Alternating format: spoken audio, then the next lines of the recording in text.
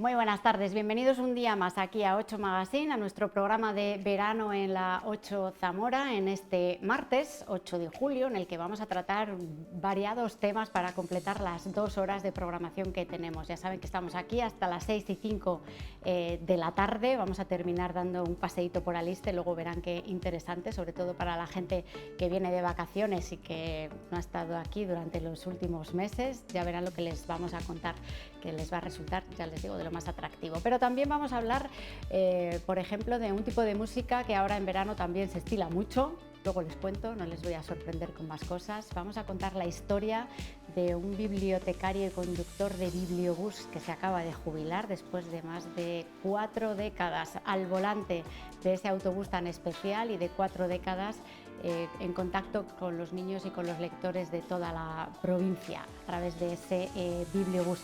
También vamos a hablar de la primera de las exposiciones que este año se organizan, se celebran y se van a poder visitar para conmemorar los 200 años que hace que nació Ramón Álvarez. Luego, con calma, todo esto, así poquito a poco lo vamos a ir desarrollando, pero vamos a empezar con otro tema que yo creo que también es bastante veraniego, aunque algunos dirán en cualquier época menos en verano, el Camino de Santiago. Quien más y quien menos se plantea hacer sus vacaciones, muchos de ustedes seguro que lo han hecho, para ir caminando hasta Santiago, peregrinando, cumpliendo con esas rutas y esas etapas que tienen que estar organizadas, tienen que estar señalizadas, tienen que estar bien controladas, y de eso es de lo que vamos a hablar con nuestro primer invitado de esta tarde. Es Víctor Sierra, es uno de los miembros fundadores de la Asociación Zamorana de Caminos de Santiago. Muy buenas, ¿qué tal? ¿Cómo estás? Muy bien, muchas gracias. Y ahora voy a echar mano de chuleta. Eres el presidente de la Federación de Asociaciones de Amigos de los Caminos de Santiago Históricos y Tradicionales de Castilla y León. Decíamos, el cargo es largo, es casi más largo que el camino. Sí, es cierto, es cierto. Eso es. Bueno, ¿qué tal? ¿Cómo estás? Sí, bueno, pues muy bien, bien, estupendamente. Desarrollando ahora que ya estamos en la etapa de jubilado, bueno, pues todo disfrutando de esta afición, ¿no? Sí, sí, sí. Bueno, esta afición ya nació en el año 96 en mi casa. Sí, pero que disfrutando más, ahora que estás jubilado. Bueno, disfrutando un poquito también, entre comillas, porque, claro, estas cositas de los cargos y tal también conlleva muchas veces quebraderos de cabeza, pero bueno, forma parte un poco de la esencia del camino, ¿no? Aportar lo que uno puede en la faceta que uno sabe. Sí, porque además tenéis que colaborar para que todo esto salga adelante y no se pierda y no se quede ahí de mala manera, así que hay que tener la responsabilidad de que alguien también asuma los cargos. Es un gran debate sobre la pérdida de esencia del Camino de Santiago, porque tenemos que diferenciar dos cosas, entre hacer el Camino de Santiago y hacer la peregrinación. Son dos conceptos que, bueno, se desarrollan en el mismo espacio geográfico, pero son cosas distintas. ¿Cómo de distintas, Víctor? Mira, peregrinar conlleva necesariamente una motivación espiritual, ya no vamos a decir religiosa, sino algo que te motive para reflexionar, para encontrarse de alguna manera uno a sí mismo, como se suele decir, y a caminar y hacer el Camino de Santiago es poco más que hacer una ruta de senderismo, como ocurre en muchas de las rutas que ahora mismo ya están muy masificadas por esa circunstancia, ¿no? Hay una moda de que todo el mundo quiere tener su Compostela, que ha hecho el Camino de Santiago, y una de las condiciones es, desde el punto de vista de la Iglesia compostelana, es haber recorrido los últimos 100 kilómetros de cualquiera de las rutas jacobeas, ¿no? Claro, entonces 100 kilómetros no tiene nada que ver con los 750 que hay desde Roncesvalles o de casi de los 1300 que hay desde Almería. El peregrino no es el mismo. Para estos de largo recorrido, para el peregrino de raza, pues la distancia, un poquito acompañada de sufrimiento, en el sentido de decir, bueno, hay que esforzarse, no voy a hacer una romería como vamos aquí a La Concha o vamos a Cristo de Morales, una romería, esto conlleva otras circunstancias, ¿no? Pero bueno, el camino está abierto para todos y todos necesitan las mismas cosas, ¿no? Los albergues necesitan un buen camino, una buena señalización, que sean seguros, en fin, todas estas cosas en las que estamos implicadas de forma, digamos, voluntaria, ¿no? De forma altruista, las asociaciones del Camino del Camp Santiago. Es a lo que os dedicáis también, ¿no? A promocionar y divulgar el camino, pero sobre todo, sí, y también y especialmente a cuidar del camino y de los caminantes. Ese es el fin prioritario de las asociaciones del Camino de Santiago. Mejorar la experiencia del peregrino en el Camino de Santiago desde un punto de vista seguro, buena señalización, que tenga buenos servicios en el sentido de albergues, puntos de acogida, localidades por donde uno pueda descansar y sobre todo la seguridad. ¿No es seguro el camino? Sí. ¿O cómo de seguro es? Sí. No, me seguro incluyo también, por ejemplo, pues esa deficiencia en la señalización muchas veces que uno encuentra cuando va caminando y llegas a una bifurcación y no ves nada que te indique por cuál debes de seguir, ¿no? Una flecha que puede estar pintada en algún elemento móvil, una piedra o tal, que alguien la mueve y se perdió Entonces ese es el problema, que la vegetación, que hace la naturaleza hace su función, lógicamente, los caminos se ciegan de hierbas, se ciegan, entonces eso hay que mejorarlo, ¿no? Estar pendiente para que eso no ocurra. Ahí la función de las asociaciones es lógicamente recurrir a las instituciones de mayor rango, ¿no? Ayuntamientos, diputaciones, incluso la Junta de Castilla y León, pues para mantener los caminos en perfecto estado, para que el peregrino pueda transitar por ellos con plena confianza y seguridad. De hecho, una de las labores que hacéis desde la asociación es mejorar esa señalización cuando veis que hay problemas. Y, por ejemplo, las imágenes que estamos viendo son de los trabajos que habéis hecho el mes pasado entre Calzadilla y Olleros de Tera, sí. Para mejorar esa señalización, que algunas estaban perdidas, otras estaban mal colocadas, mal ubicadas, señalaban mal. Parece mentira que en los tiempos del GPS, que lleva todo el mundo en el móvil, dependamos de que una piedra se ha movido para no perdernos, Víctor. Claro. Bueno, hay mucha gente que el GPS, el teléfono lo utiliza, digamos un poco ya como último recurso, ¿no? No es el caso de los extranjeros sí se fían más de la información del GPS, pero la información que te da el GPS, lógicamente alguien la tiene que haber colgado, alguien tiene que haber informado por dónde va el camino, ¿no? Y en estas imágenes que estamos viendo, corresponden al mes pasado, porque yo ayer viendo las imágenes me sobresalté diciendo, pues es verdad que había cierto riesgo, mucho riesgo en un sitio por donde estaba señalizado el Camino de Santiago, y es la vía de servicio del canal de riego que hay bordeando Calzadilla de Tera. Nos había informado alguien que trabaja en el canal, ¿no?, a través de la Confederación Hidrográfica del Duero, a la asociación, a José Almeida, nuestro presidente, diciéndole que, claro, esa no es una zona de paso para los peregrinos ni para nadie, porque además es que ahora el canal trae muchísima agua y alguien se cae ahí y las posibilidades de rescate son prácticamente nulas, ¿no?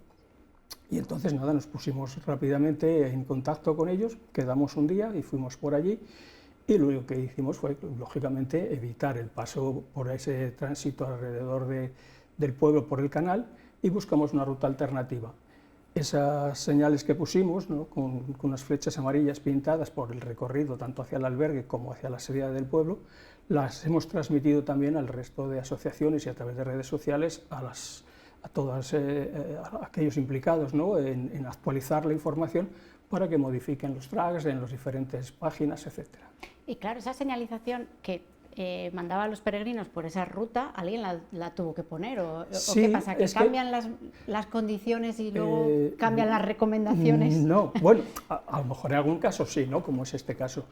Esa señalización creo recordar que la hicimos nosotros hace ya bastantes años, pero cuando la hicimos no había nada que dijera que por allí no se podía transitar, como ahora sí efectivamente lo hay. Hay una señal ya colocada, prohibido el tránsito para todo tipo de vehículos, salvo personal autorizado del canal, lógicamente. Entonces no lo había, y creo, alguien nos comentaba que era un paseo habitual para la gente del pueblo, ¿no?, al lado del agua, fresquito, a última hora de la tarde, pero claro, es que impone, la verdad, ver el agua que trae ahora el canal imponía, y a mí me lleva así un poquito, digo, pues qué razón tenían, ¿no?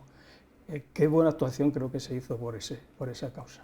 Y esto pasa habitualmente, esto de que tengáis que estar pendientes de que hay alguna señal que está mal o que se cae, a lo mejor algún poste, ya no hablo de las piedras o de árboles que a lo mejor están señalizados, un poste que se cae, que se tuerce, no sé, te manda a la otra punta. Claro, sí, ocurre. Hay veces que incluso hay señales que están puestas ya incluso con una intención privada, ¿no?, bueno, que el camino pasa por aquí cerca, voy a pintar una flecha por aquí que me lleva al bar de mi pueblo, qué tal y qué sé yo, y ahí también ha habido mucha picaresca, ¿no? Nosotros conformamos un grupo de 10, 12 personas, que habitualmente salimos todas las semanas, ahora en el verano no, pero pero salimos todas las semanas. Primero, a ver cómo están los tramos del camino, hacemos 15, 20 kilómetros, vamos viendo si aquí hay que pintar, repintar, llevamos nuestras brochas y nuestros botes de pintura y tal, y salimos con la idea de, pues eso, de ver cómo está la señalización. Un tractor que va con la vertedera, coge una curva, pum, le da el mojón, se cae. Alguien que cada día va echando una arada más, al final el camino se pierde, como nos ha ocurrido en el tramo entre Sitrama de Tera y Santa Marta, que también hemos estado hace unos días, y hemos tenido que variar la señalización que estaba hecha por la Diputación ya desde el año 2010, porque el camino está cegado. Ha crecido la hierba, nadie se preocupa de irlo a limpiar y, claro, los caminos necesitan un mantenimiento periódico, porque si no es inviable, ¿no? Por el simple paso de los peregrinos no se mantienen. Entonces hay que actuar ahí. Nosotros, con los medios que tenemos, hombre, vamos con unas azadas, con unas hoces, vamos con, en fin, algo manual, ¿no? Puedes desbrozar alrededor del hito para que se vea, pero claro, si el resto del camino está cegado y no puedes caminar, pues hay que buscar una alternativa. Sí, además sois agentes forestales, además de señalizadores de Camino de Santiago. Sí, en alguna medida sí, lo que pasa es que bueno, tenemos que ser prudentes y respetuosos con las normativas, ¿no? Utilizamos medios de corte que no produzcan agresión. ¿no? Que al final si seguís así, que os acabéis convirtiendo en eso, quería decir, ¿no? Sí. ¿Y hay muchos conflictos de este tipo? O sea, por ejemplo, pues eso, que se va ganando con el arado y con el trabajo de campo, claro. una senda que al final no deja de ser una senda, porque no es un camino por el que transiten vehículos, claro, a lo mejor, sino son sendas que para peregrinos, para caminantes, es más complicado de mantener, ¿no? Sí, ocurre con mucha frecuencia, más que nada por eso, por la falta de un mantenimiento periódico. Nosotros se lo transmitimos a los ayuntamientos y a la Diputación, ¿no? Bueno, pues habría que establecer alguna forma de, bueno, pues no sé, algún convenio con los ayuntamientos o financiar o buscar una alternativa, ¿no? Para que de forma periódica los caminos estén, si no si no pueden ellos recorrer el camino como tal para ver dónde se necesita, nosotros les decimos dónde tienen que ir. No sería tan gravoso decir, bueno, pues una patrulla que vaya un día determinado a esta zona y lleven maquinaria, se desbroza y ya estamos, son 2, 3, 4 meses que queda libre aquello, ¿no? Y se puede pasar, porque va a ser muy difícil que nosotros podamos recuperar e incluso incrementar el número de peregrinos por nuestros caminos en Castilla y León si no tomamos estas medidas. ¿Por qué? Porque hay muchas más alternativas, lógicamente, y hay caminos que están muy bien señalizados, prácticamente la mayoría de Galicia son, o sea, es un espejo donde deberíamos mirarnos todos, ¿no? Sobre todo las instituciones, cómo está de limpios, marcados, el tránsito, cómo se puede hacer perfectamente. Aquí te encuentras que te metes por zarzas, que te metes ahora en esta época, además, en las que, bueno, parece que le hemos cogido un poquito, no sé, de miedo, ¿no?, a las garrapatas que tanto abundan este año. Es casi pavoroso, ¿no?, meterte por un camino y tienes que ir bien cerrado para que no... Entonces eso hay que evitarlo porque entonces el peregrino de otros sitios a estos caminos no van a venir nunca. ¿No hay concienciación suficiente para mejorar esto? Pues yo no sé si es concienciación, yo creo más que es falta de recursos que concienciación, porque afortunadamente, desde mi experiencia, creo que en este momento quien rige el destino de la Diputación de Zamora es una persona muy comprometida con el Camino de Santiago. Javier lleva con mucho orgullo decir que la primera señal del Camino de Santiago de Portugal en Zamora se puso en su pueblo, y es verdad, lógicamente es así, hay que reconocérselo. Y entonces para estos temas yo creo que es muy sensible. Ahora, yo no sé si económicamente dentro de sus presupuestos entra este tipo de actuaciones, ¿no?, que bueno, conlleva un importante desembolso económico, pero pues bueno, es que si lo queremos hay que gastarlo. ¿Y hay puntos especialmente delicados en la provincia para la señalización a la hora de un peregrino que llega y no sabe por dónde va y sigue las flechas simplemente?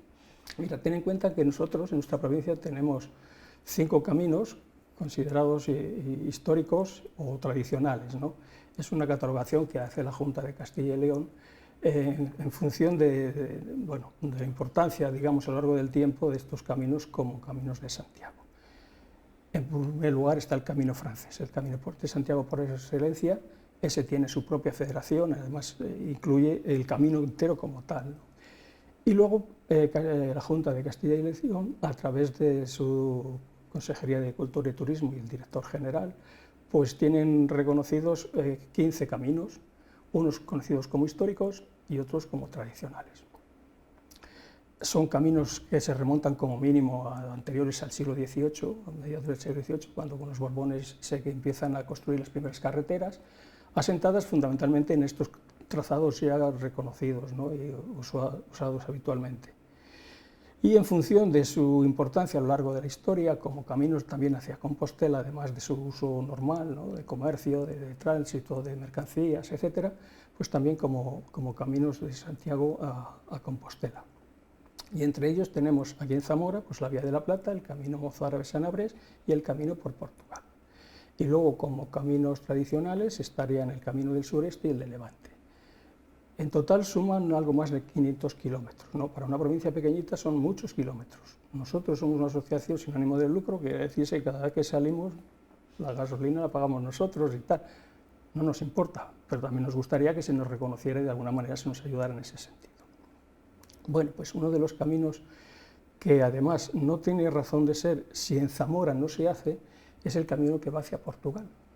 Es un camino precioso, es una experiencia interesantísima, puesto que el peregrino cruza por dos países.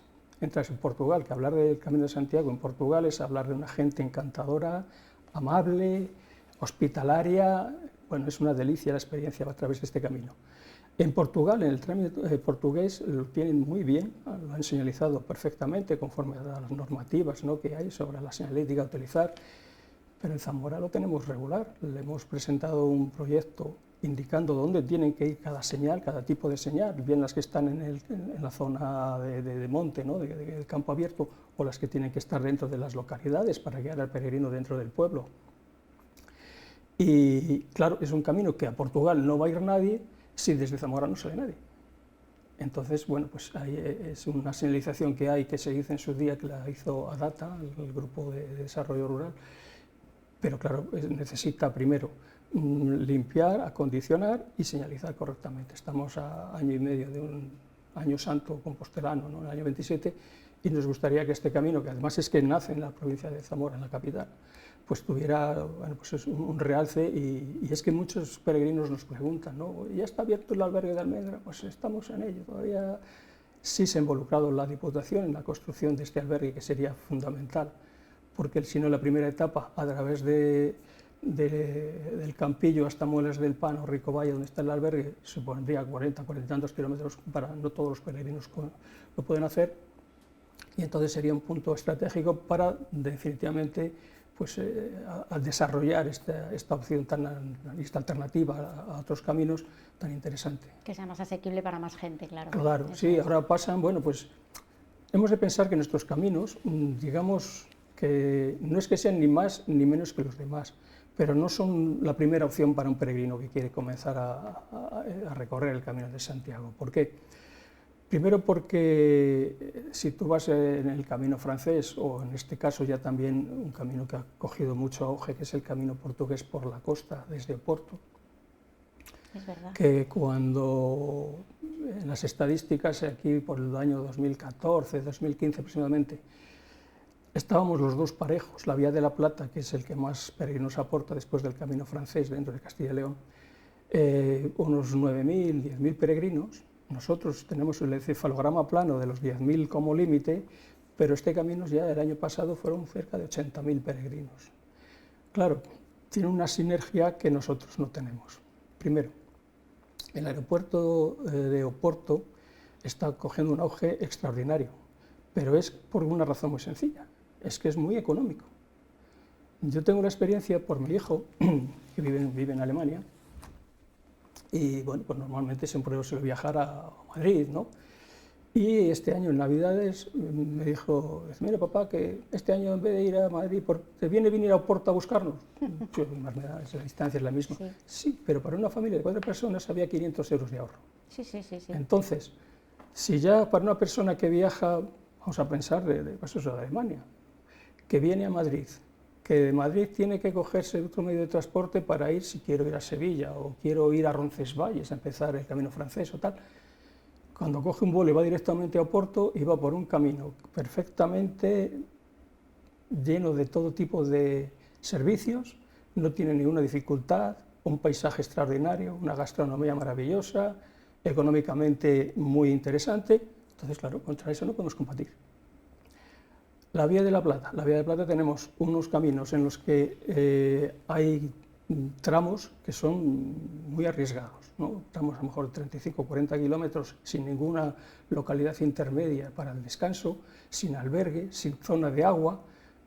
Ya ha habido personas que han tenido problemas, incluso algún fallecido, ¿no? En esos tramos. Claro, eso ya hay que dejarlo para personas ya con experiencia, bien asesoradas, bien preparadas, pero claro, luego el resultado es una experiencia maravillosa, lógicamente, porque no se puede comparar eso con una ruta sencillita donde todo está bien, perfecto, todo limpio y tal. Bueno, también tiene su interés, pero no es lo mismo. Son diferentes maneras también de vivir el camino. Muy rápida. ¿Camino en verano o no en verano, Víctor? Yo soy de las de primavera. La primavera es una maravilla. Y también, como no, el otoño. El otoño, sobre todo ya al final del verano. En esta tierra, en este entorno natural nuestro, de la tierra de campos, con esos campos de cereales, ¿no? Ese palomar, esas amapolas, eso, bueno, eso es una maravilla. Bueno, pues otra recomendación más para los que no sepan qué hacer este verano, pues pueden coger la mochila y ala, hasta Santiago, o hacer alguna etapa y luego completarla. Víctor, muchas gracias, de verdad. Muy amable, muchas gracias. Y nada, ahora volvemos, vamos a hacer una pequeña parada, volvemos con nuestro siguiente invitado.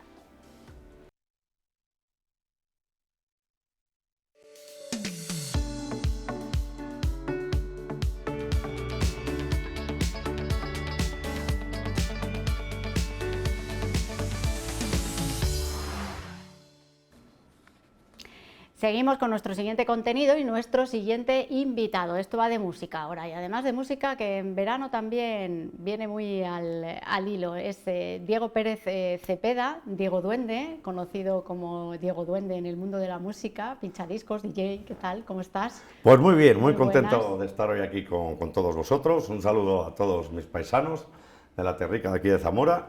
Y aquí estoy a tu disposición para lo que me quieras preguntar. Venimos a hablar de un tipo de música. Nosotros solemos traer aquí a muchos grupos de folclore, de música tradicional, gente que tiene sus iniciativas para hacer sus grupos propios también de pop, de rock, ¿no? Hay un poco de todo. Sí. Esto de los DJs es una cosa totalmente diferente. Tú no cantas. No, yo no canto. Ni tocas nada. Ni, bueno, lo que me dejan, a ver. Bueno, a mí también yo hago todo tipo de música, porque fíjate, ahora en el disco que hemos sacado, hemos tocado también el folclore, con el tema de Tío Babú, que es una canción de música tradicional, lo único que le hemos dado nuestro toque de versión electrónica en el disco, ¿no?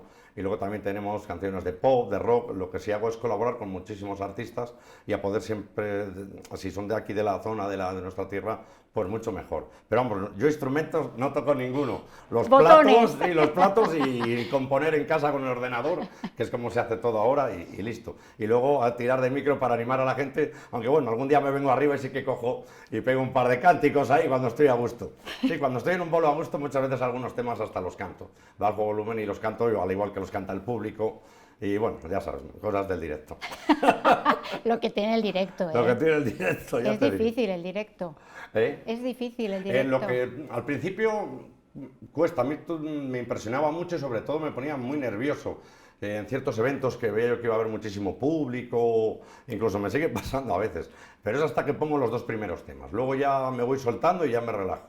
Pero muchas veces es verdad que el directo, y luego siempre tienes nervios, sobre todo cuando vas con un show grande, como es el formato que hacemos de Mafia Canalla, que ya salen violinistas, saxofonistas, que si zancudos, gogos, tienes que poner a cada uno la canción en su momento, y bueno, estás pendiente de mucha gente, de técnicos de sonido, de luces, y siempre te crea el directo un poquito de tensión, ¿no? Porque claro, en el fondo quieres que salga la cosa bien, y la preocupación esa, pero yo creo que es buena que exista, porque quiere decir que estás dando lo mejor de ti, ¿no? Para ese show. Siempre se dice que si sales a un directo sin los nervios en el estómago... Eso es verdad, eso se lo he escuchado yo a muchos artistas y yo pienso, realmente es que tienen razón. Es porque tú estás preocupado de hacer las cosas bien y quieres que el público, entregarte a tu público y que disfruten, lo pasen bien y dar lo mejor de ti. Cuéntame, Diego, ¿cómo empezaste en esto de la música? Pues yo empecé porque de crío, con 15 años, empecé a trabajar ya de camarero. Luego ya a los 18 tuve mi primer local de hostelería y claro, era el que ponía la música allí, que entonces era con las cintas. Ponías las copas, los cafés y la música. Sí, ponía copas, cafés, lo otro, una servilleta, un palillo, el periódico, la canción que se acaba, bueno, ya sabes, te tocaba hacer el multiusos. Y empecé con las cintas, rebobinándolas, que siempre las pletinas están fastidiadas con un boli ahí dando las vueltas. Luego pasamos ya a los vinilos y luego ya a los CDs, luego monté una discoteca y yo era el DJ residente, por decirlo de una manera, multiusos también, a por hielo, a por cambio, a servir copas, cafés y lo que hiciese falta. Y luego lo que es el salto a ser DJ profesional le di cuando me fui a vivir a Londres. Después de estar trabajando 23 años en hostelería, pues necesitaba un cambio en mi vida y dije, pues es el momento de hacerle. Y me piré a Londres, a la aventura, total, porque no sabía ni hablar inglés, o sea, que es la más gorda es esa. Y al final acabé ahí viviendo hasta 7 años y medio. Y con la pandemia ya me vine para aquí. Y allí nos dedicamos a hacer giras europeas con artistas de aquí, pues Vanessa Martín, Melendi y todos los artistas del panorama musical. Y claro, hacía falta un DJ para los after party oficiales y me dijeron más de un artista, oye, ¿por qué no te apuntas a una escuela y tal? Que esto de la música veo que te gusta. Y me apunté en la London Sound Academy, una escuela de música que hay allí, ya me gradué y ya fue cuando empecé a sacar mi primer disco y a pinchar ya en salas de allí de Londres. Y ya empecé pinchando por toda Europa y con la pandemia me vine aquí otra vez, volví a España, a mi tierra, que como se vive aquí no se vive en ningún sitio, la verdad, porque madre mía, no creas que nos echaba de menos los cocidos, las alubias, las lentejas y el copón. Y claro, vi que me empezó a llamar la gente para ir a pinchar, oye, podías venir aquí a mi sala, podías venir a mi local, y algún ayuntamiento me empezó a contratar, y dije, pues yo creo que me voy a quedar en España, porque he tenido trabajo de algo que me gusta, y joder, pues fue subiendo la cosa hasta el punto eso, de que ahora de estar haciendo 150 eventos al año. Y teniendo un cocido y una alubiada alubiada cerca, ¿dónde vas a ir? Se iba mucho mejor todo, ¿dónde vas a parar? No, es verdad, madre mía, la comida cómo se echaba de menos. Qué mal se come allí, por Dios. Por ahí no saben comer. No saben comer. Yo llevaba en la maleta, yo ni ropa ni gaitas, la llevaba llena de chorizos, de queso de mi pueblo, de lo otro, bueno, te lo juro, pero fue, bueno, horroroso. Yo llegaba allí a fiesta, en el piso mío venían todos los españoles, vamos, que ya llega el duende, ya estamos aquí, todos ahí a merendar, había, bueno, te puedes imaginar, chorizo, lomo, jamón, que es el arena. ¿Cómo se estudia para prepararse para ser DJ? Bueno, pues una cosa es la teoría que te dan, que sí, que bueno, tienes un profesor en esta escuela, claro, te enseña dónde conseguir la música, dónde descargarla, cómo hacerla a tu gusto, cómo retocarla, en unos programas te dan unas clases y luego, claro, sobre todo a pinchar, a cuadrar una canción con otra, tanto con vinilos, que te dan clases de vinilo, como con los sistemas que se pincha ahora, que va todo digitalmente, con CDJs. Pero claro, eso es lo que aprendes en la escuela. Realmente cómo se aprende es actuando o estando delante del público. Porque a lo mejor todo lo que has aprendido ahí, luego llegas al escenario y es que cambia toda la película un montón. Yo creo que lo mejor es estar delante del público, soltar los nervios, el miedo y claro, ir practicando y ver cómo se puede hacer mejor para que el público no se aburra y tenerle entretenido todo el rato. Yo creo que lo mejor es practicar y practicar. Y saber qué funciona y qué no funciona. Y claro, y saber qué funciona y qué no funciona, que yo a veces que lo paso fatal, porque yo actúo para público Tú de todo. estás ahí a tope y nadie se mueve. Claro, y lo pasas fatal. Yo tengo música de todos los estilos, yo de por sí toco todos los géneros musicales. Pero muchas veces llegas a un sitio y dices, hasta que encarrilas a la gente, porque yo me fijo siempre mucho en el público. Es que tan pronto un día te pincho para chavales de 20 años, como que te pincho para gente de 60, como que te pincho para gente de 40. Porque luego también eso, me llevan a muchas salas y a muchos sitios que tienes que actuar después del concierto que ha habido y depende del público que tengas el concierto, el artista en concreto, pues tienes que adaptarte a ese público. Ya ves que te cuesta encarrilar a la gente. Pero bueno, yo últimamente el 100% de las veces lo consigo. Unas veces me cuesta más, otras menos, pero es verdad, y se pasa mal el ratillo ese hasta que no sabes qué palos tocar, vas probando por aquí, por allí, por este otro género, este otro estilo, y dices, yo creo que por aquí va bien la cosa. Yo de por sí juego mucho con los estilos musicales, tan pronto te puedo poner una canción de electrónica y al rato te pongo a Camela. Bueno. Porque yo creo que eso es bueno, es como para romper que no sea una monotonía de sesión, porque a lo mejor estás con el house o el techno tal, pero es tan lineal o mezclas todo tan lineal, pum, pum, pum, siempre a los mismos BPMs, que la gente parece que no escucha ni la música ya. Sin embargo, le haces esos cambios y parece que les motivas más. luego pones una de estopa, luego otra de reggaetón, luego no sé qué. Entonces pones de todo, queda toda la gente contenta porque has puesto de todos los estilos. A lo mejor a ti no te gusta la de reggaetón, pero te gusta la que te he puesto de rock. Y al otro no le gusta ninguna de las dos, pero le gusta la que he puesto de electrónica. Y al final intentas dar el gusto a toda la gente. Entonces tus sesiones no son cerradas, tú no llegas a un sitio y dices voy a empezar así, voy a acabar así, y en medio voy a poner esta. Es que además cada vez que hacía eso me tiraba en casa preparando la sesión, pues a lo mejor 2 días ensayándola, yo creo que es porque te decían, ven que vamos a hacer una fiesta de los 80, vale. Bueno, pues preparabas música acorde con esa fiesta y llegabas allí y había un público totalmente diferente y te empezabas a poner de eso y te tocaba cambiarlo todo. Y dije, mira, ya no preparo nada.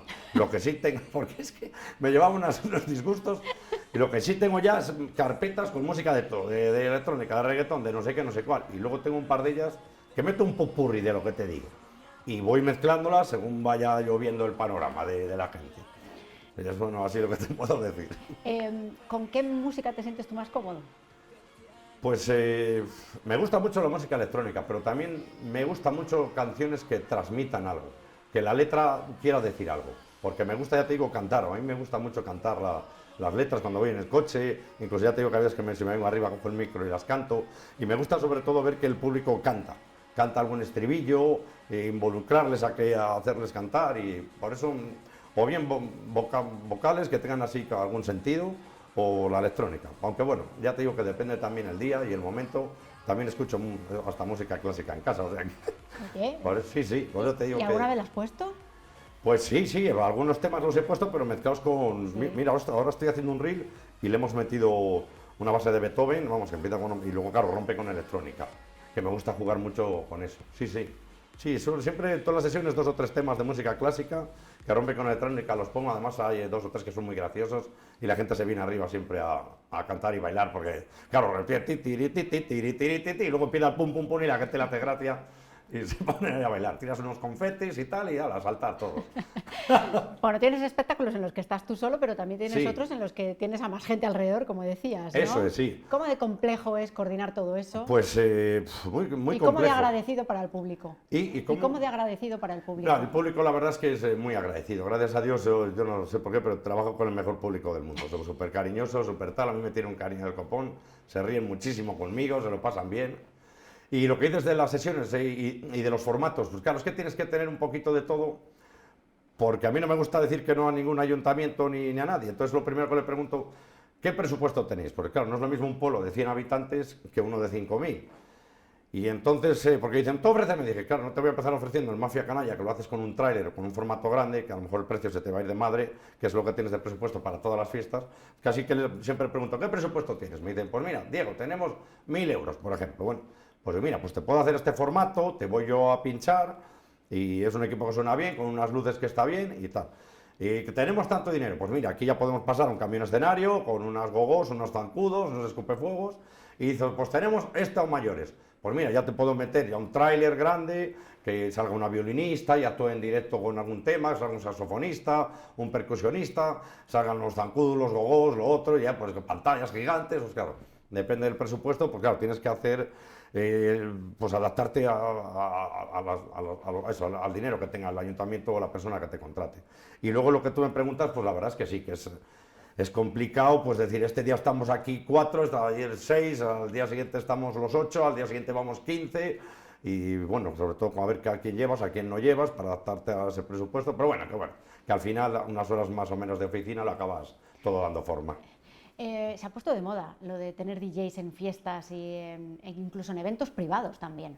Sí, hoy en día tiene muchísima demanda. Yo pienso, es que al fin y al cabo te rellenas, por ejemplo, el show nuestro son 5 horas, y es que rellenas una noche entera, de 12 a 5 de la mañana, y al fin y al cabo vas a tocar todos los estilos musicales, que a primera hora muchos ayuntamientos me dicen, oye Diego, si puedes, pon para la gente mayor, a lo mejor solo pon incluso, a mí no me importa, dije, si lo que quiero es que la gente lo pase bien, porque también te da rabia si hay mucha gente mayor que empieces poniendo música para un público joven y esa gente se vaya.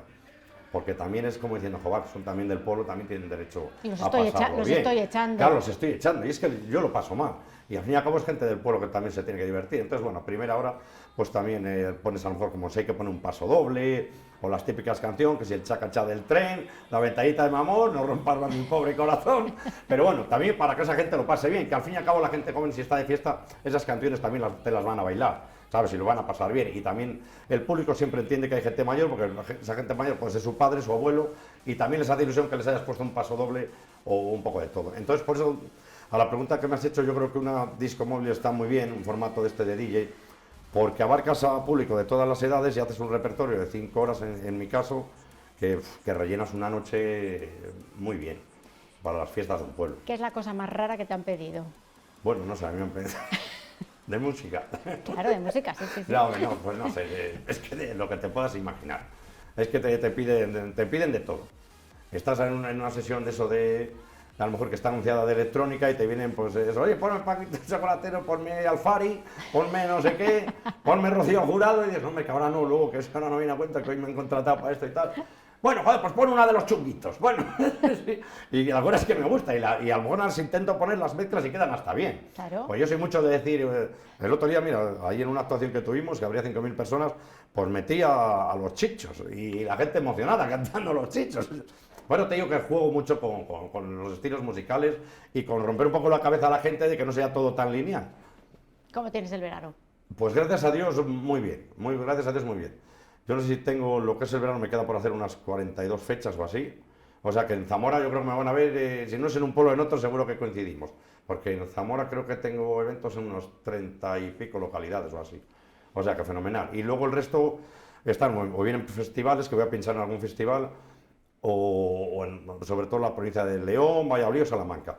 Porque intentamos no irnos más lejos por temas de logística. Porque claro, si tienes que ir hasta ahí, tienes que llevar a más un camión, un tráiler, y luego desplazarte tú hasta allí, entre que montas, desmontas, pinchas, luego vuelve a casa con todo el palizón, te tienes que venir de 500, 600 kilómetros, ya te supone no dormir prácticamente, porque al día siguiente tienes que empezar a montar por la tarde en otro lado. Y ya me dirás tú, entre que acabas, recoges y vas para casa, ¿a qué hora llegas? A las 12 de la mañana. Y si a las 2 ya tienes que comer y tal, para salir en ruta a otro sitio, por eso si lo hacemos todo por esta zona de aquí, mejor. Además, mira, si estamos aquí en Zamora, que es la mejor tierra del mundo, y fuera. Eso es, cerquita del cocido. Aunque... Claro, cerca del cocido, muy importante. Yo los como también en verano, no te creas. No me extraña, porque visto lo visto, vamos. Sí, yo es que además, a mí es que me encanta. Yo soy mucho de cochar y bueno, el cocido me encanta. Ya, a lo mejor luego sí me pongo a sudar como un jabato, pero bueno, da igual. Pero el cocido me lo como. Pues disfrútalo, disfruta del verano y que Muchas te vaya gracias. muy bien toda la gira que tienes preparada para gracias. estos meses, Diego. Muchísimas gracias a ti. Y ahora, después de toda esta intensidad musical, vamos a hacer una pausa. Volvemos con un poco de arte muy, muy, muy diferente. Ahora les cuento.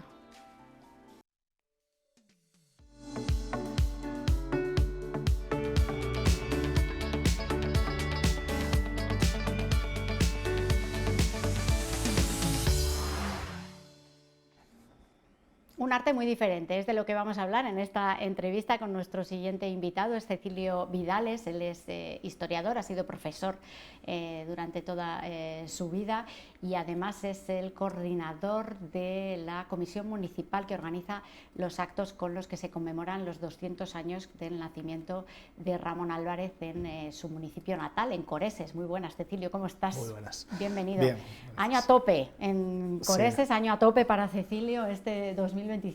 Sí, ha sido un año que hemos hecho una programación muy intensa y estamos ahora preparando uno de los grandes hitos de esta celebración, que va a ser la exposición que vamos a llevar a cabo desde el 18 de julio al 7 de agosto. 2-3 semanas casi, ¿no? 3 semanas, sí, 3 semanas. En la cual, pues bueno, cogemos un poco de julio, como una parte de agosto, cuando se supone que hay más población, sin pisar las fiestas, porque claro, ya nos metemos en fiestas. Eso sagrado ya. Entonces, para no complicarnos demasiado, pues hemos elegido esas fechas. ¿Sí? ¿Era complicado hacerla más amplia en el tiempo, esa exposición? No, simplemente que tienes que disponer, claro, un sacrificio por parte de la comisión de estar más tiempo, claro que podía estar hasta final de agosto, ¿no? Pero tiene que haber alguien pendiente tiene allí, que haber y más, tampoco es claro, tan fácil. y nosotros no íbamos a estar también todas las fiestas ahí metidos. Bueno, vamos a hablar ahora de cómo va a ser esa exposición para que vayamos haciéndonos todos un poco una idea. Exposición que todavía no está montada, todo hay que decirlo, le quedan semana y media y estamos casi a la carrera, ¿no? Para preparar todo. Vamos, yo creo que vamos bien, quiere decir que nosotros ahora estamos preparando las salas. El centro de día es bastante amplio, habrá unos 200 metros cuadrados de exposición, es mucho más amplio, pero bueno, 200 metros cuadrados. Y luego está climatizado el local, que también es importante en ese tiempo, que es uno de los hándicaps que tiene. Y luego después hay que, en la siguiente semana, del 14 al 17, será cuando traslademos las imágenes y las obras de arte para allí.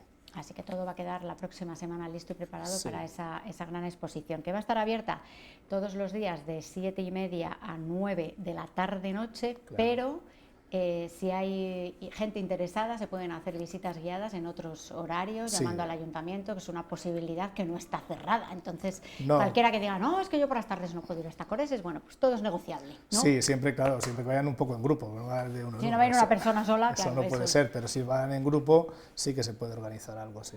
Bueno, cuéntanos, ¿qué objetivo se plantea esta exposición? ¿Qué queréis enseñar de Ramón Álvarez en esta Claro, muestra? aquí se pretende lo que se ha hecho durante todo el año del Bicentenario, que es toda la obra, abarcar todo Ramón Álvarez, es decir, la parte de su vida personal, de su posible formación, que de eso ya sabes que desconocemos todo, acercarnos por ahí, buscar algo de ahí, y luego la parte artística. Entonces, pero en la parte artística también buscamos no solamente hablar de lo más conocido, la famosa Semana Santa de Zamora, de la cual él fue la columna vertebral de esa Semana Santa, se ha hecho tal como él la ideó, al fin y al cabo, lo que estamos haciendo actualmente, sino también de otras obras menos conocidas. Entonces, nosotros, en principio, pues habrá una biografía, ¿verdad?,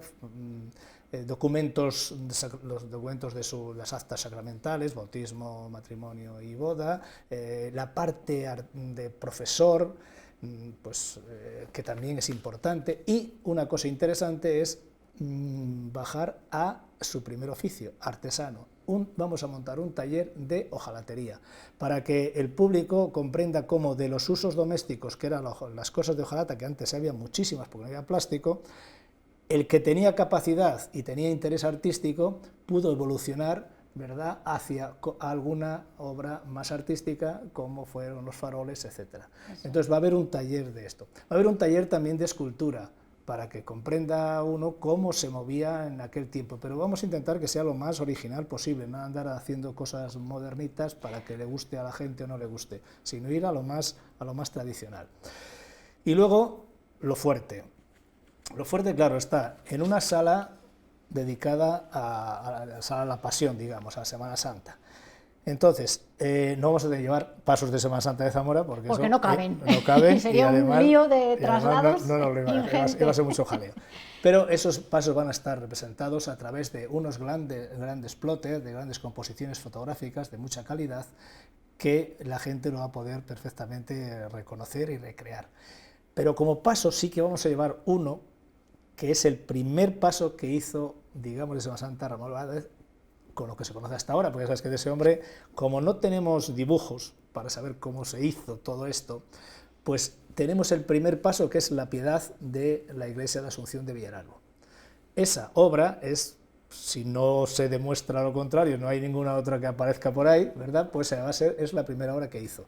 Entonces nos damos cuenta, nos podemos acercar un poco a ver cómo de un hombre que no sabemos nada de su formación, pues lo que nos pasa a todo mundo en la vida, que se empieza desde lo más elemental, y si uno tiene dotes y tienes interés, pues a lo mejor llegas a progresar como fue este hombre, de llegar a hacer esos otros maravillosos. Entonces vamos a contar con el primer paso. ¿Y cómo de diferente es ese primero hombre, a lo que vamos a ver después? Pues lógicamente es muy grande, es muy importante la diferencia, claro, lógicamente es tremenda, cómo pega un salto este. Pero claro, tuvo que hacer el primero, porque si no... Sí, claro, por algo hay que empezar, no había llegado a otras cosas. Claro, igual que cuando vemos el de Manganeses, la Piedad de Manganeses, pues vemos, dice, no, si es que está calcado de Pedro de Mena. Claro, lógico, si es que de algún sitio tenía que aprender este hombre. Entonces, eso es una forma, ¿no?, que vamos a encontrarnos ahí. A ver, también está la escultura esta que tiene la policía, que dice que es de Ricardo Flecha, de madera. Va a haber maquetas, porque es la otra parte. ¿Cómo ha interpretado la sociedad zamorana a Ramón Álvarez? No tendremos los pasos, pero tenemos la interpretación que hacen unas personas que son aficionados, artistas. Hombre, habrá alguno ya, por ejemplo, la profesora Carmen Pelaz, pues esa es profesional, pero bueno, los demás son aficionados, y entonces eso nos presenta dos cosas. Por una parte, bueno, más de dos cosas, pero sobre todo las maquetas que hace Alfredo Toledano, de todos los pasos, y el taller de Santa Olalla, que dirige Carmen Peláez, que han hecho, de Semana Santa son 15 obras, 15 cuadros en distintos tamaños sobre las obras de Semana Santa Ramón Álvarez, más otros aficionados que también nos dejan sus obras en pintura. En talla hay poco, pero bueno, hay. Luego pasaríamos a lo que es la sala de las obras parroquiales. ¿Por qué? Porque, vuelvo a decir, todo el tiempo una cosa que hemos tenido muy presente es que queríamos que no solamente Ramón Álvarez, que la gente solamente lo ve como de Semana Santa, sino que ve una persona que creó muchas imágenes para las parroquias y los conventos, pero muchas, ¿eh?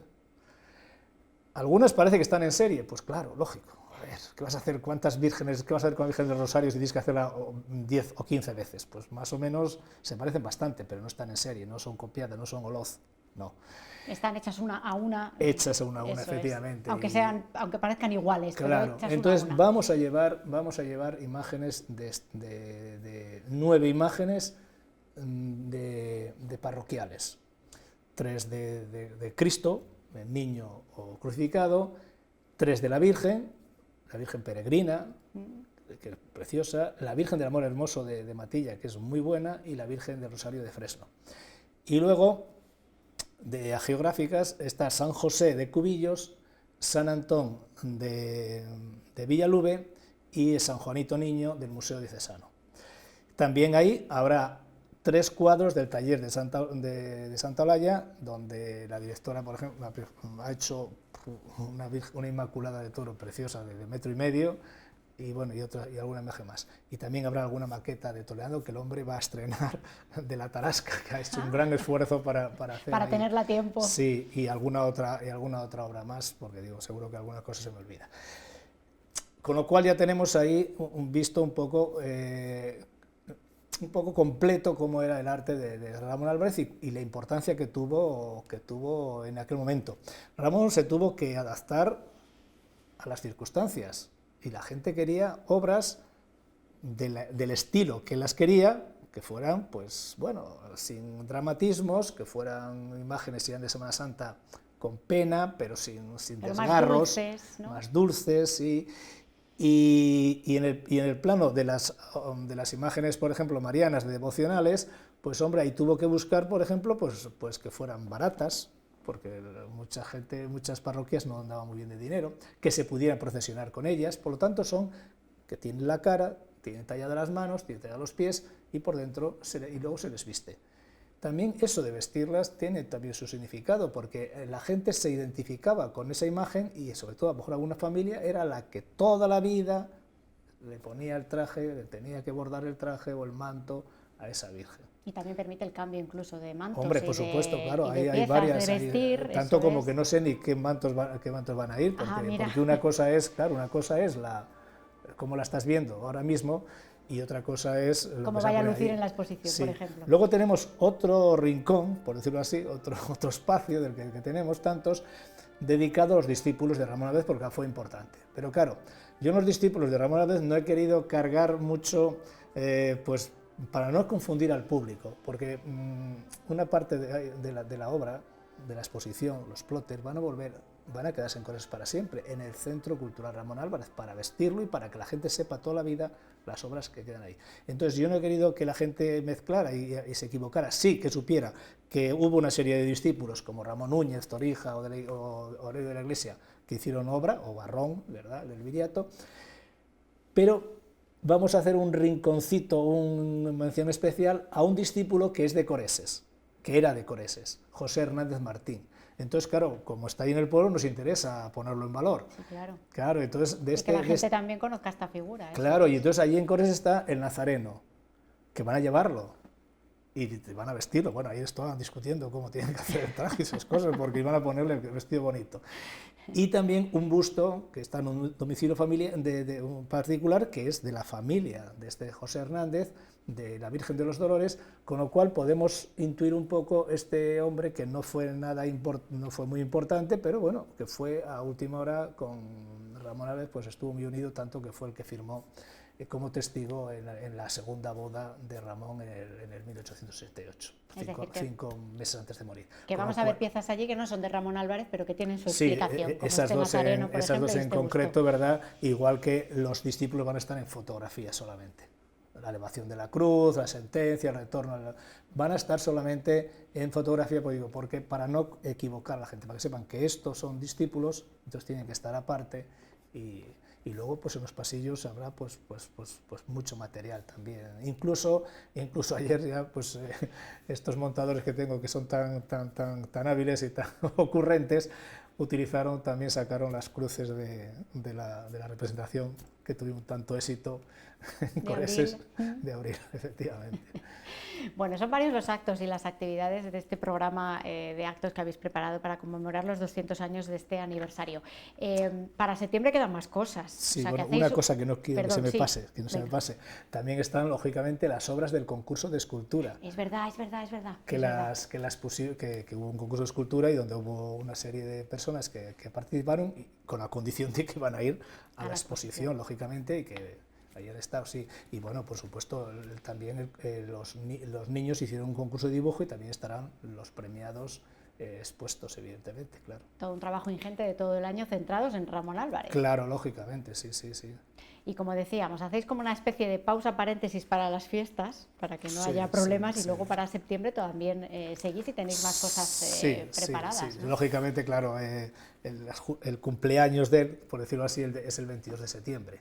Entonces, alrededor de esa fecha, Zamora pues va a hacer bastantes cosas, la capital es lógico que los hiciera, y nosotros allí, hombre, algo tenemos que hacer, es evidente, habrá una misa de gloria y habrá alguna charla, alguna proyección de vídeo. En las propias fiestas se va a volver a proyectar el vídeo de la representación dramático-musical, porque está la gente esperando, mucha gente no la vio.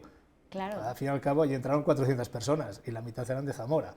Entonces, claro. En el programa de fiestas, pues el concejal de Cultura ha ideado una proyección que parece ser que se va a hacer en el exterior, con una pantalla grande, para que todo el que quiera pueda verla.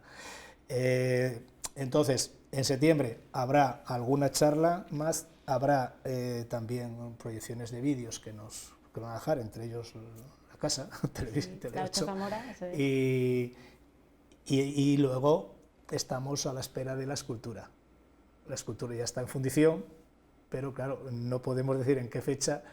Yo me imagino que va a ser en octubre, pero bueno, nosotros no pasaría nada. Los plazos del trabajo ajeno, pues cada uno no, bueno, hombre, se pueden fijar, quiero decir. Ellos han dicho 8 semanas, en agosto cierras, pues entonces ya sabes que te vas a meter en octubre. Pero bueno, alrededor de esa fecha, cuando sea, habrá que rematar todo aquello. Y es una escultura dedicada a Ramón Álvarez. Una escultura dedicada a Ramón Álvarez, que es la única que habrá de tamaño natural, de 1,80, trabajando otra figura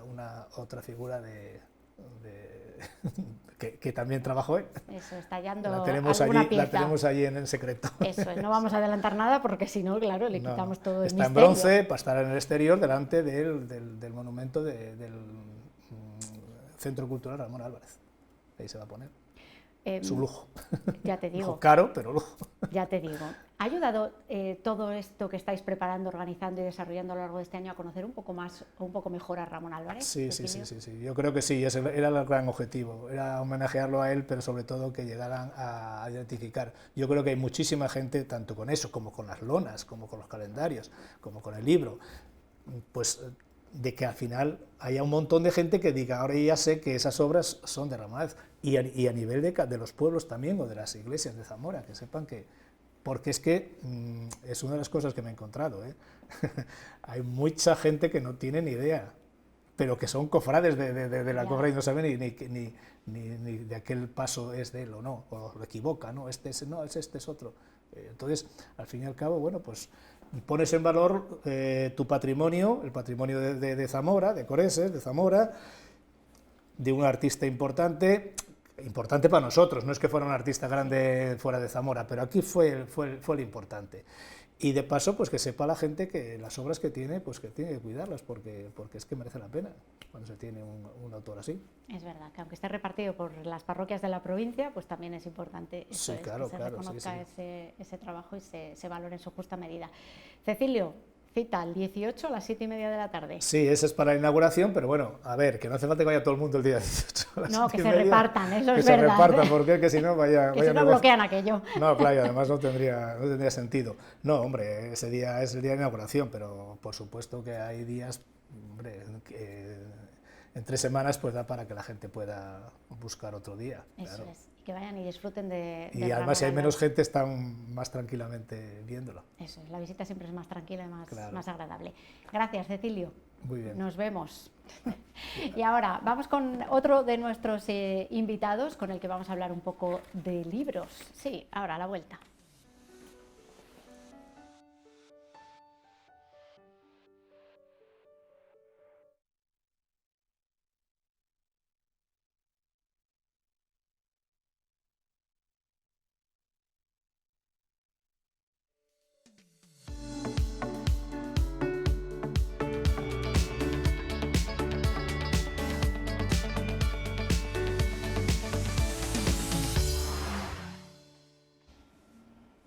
Hay noticias que siempre gusta dar y hay cosas que a lo mejor no siempre son noticia, pues hoy juntamos esas dos cosas. Vamos a hablar de la jubilación de una persona, que siempre es una gran noticia, porque que una persona se pueda jubilar y además lo haga con salud es una gran noticia, y luego hay jubilaciones pues, que no van más allá del acontecimiento familiar que supone que alguien deje de trabajar y ya está, y se retire de su vida laboral, pero luego también hay jubilaciones que tienen cierta trascendencia, como la de la persona que nos ocupa, que nos acompaña ya, la de José Crespo. Muy buenas, ¿qué tal? ¿Cómo estás? Muy buenas. Sí. Una persona a la que conoce gran parte de la provincia porque ha recorrido las carreteras, los pueblos y los colegios de Zamora desde el año 83, que empezó a trabajar en el bibliobús como bibliotecario y después también como conductor, y que evidentemente que se jubile José Crespo, pues claro, para muchos de ustedes, para muchos de vosotros, es una noticia. ¿Qué tal? ¿Cómo estás? Bien, pues sí, es una noticia en la que paso a otra etapa con la satisfacción del deber cumplido, creo, y a ver qué tal. Pasas a una vida mejor, ¿no? Porque... Supongo. Bueno, ha sido una vida muy bonita también la que he vivido. Sí. ¿Tú empezaste en el año 83? Sí, empecé... ¿Como bibliotecario, decíamos? En el año 83 como bibliotecario solo, en un bibliobús normal, de ruta, para la gente adulta. También había colegios, pero en el año 85 se creó el bibliobús escolar con la especialidad de literatura infantil y juvenil solo para los centros escolares. Y luego en el año 89 hubo una reestructuración de plantilla y ahí es cuando yo entré a formar parte de ese equipo como bibliotecario, y como eran perfectamente compatibles al ser solo un desplazamiento, pues me encargué de transportar el vehículo y pues también con el equipo de animación a la lectura. 42 años. Sí, 42, casi nada. Que se dice pronto, ¿eh? Casi nada, sí. Es toda una vida. Que se me ha ido volando, pero es así la vida. ¿Te conoces toda la provincia? Sí, sí. ¿Conoces? Mira que nosotros paramos en pueblos, que siempre decimos, la gente de la tele conoce pueblos tal, pero los del bibliobús, ojo, ¿eh? Sí, también. Porque, bueno, también he ido a los núcleos donde hay mayor población.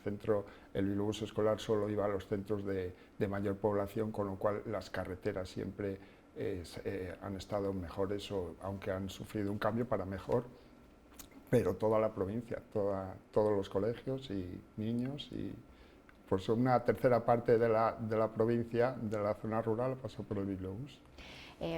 Hace unos días te jubilaste, te hicieron una fiesta de despedida. Sí, de sorpresa, fue muy emocionante. ¿No sabías nada?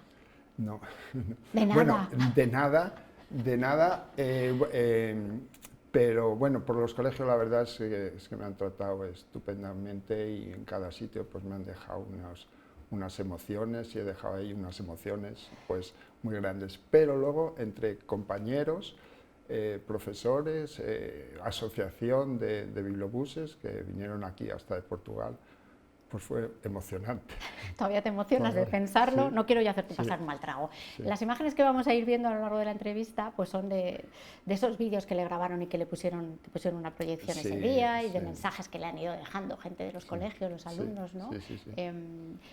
Decías que ha sido una vida muy bonita. Muy bonita, sí, totalmente bonita. Mira, es que me ha dado lo inimaginable. Es que yo en cada centro he vivido unos encuentros, he dejado ahí unas vivencias y en definitiva, pues no solo ha sido una experiencia profesional, para mí ha sido una experiencia humana, donde he recibido mucho aprendizaje de los profesores, de los alumnos, que me han dejado participar en temas educativos y eso es lo que ha supuesto una experiencia humana. ¿Cuánto ha cambiado el bibliobús desde que tú empezaste hace 42 años hasta hoy? Mucho. Te puedo decir que dentro de que será el mismo trabajo, pero de los comienzos ahora nada que ver.